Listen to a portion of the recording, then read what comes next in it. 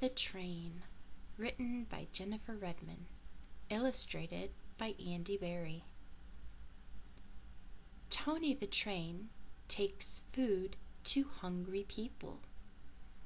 Tony blows his whistle when he goes into town. People hear his whistle and run to Tony. Tony stops and gives them food. One day, Tony's whistle did not work. No people came for food.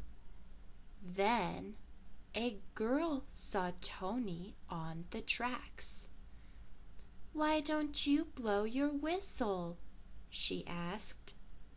"I can't," Tony said. "It is broken." The girl looked sad. "I know," she said. "I will be back." Tony watched the little girl. The little girl came out with a bell. "The people will hear the bell," she said. The little girl rang the bell. People came from town. Tony gave them food. He was happy the girl helped him.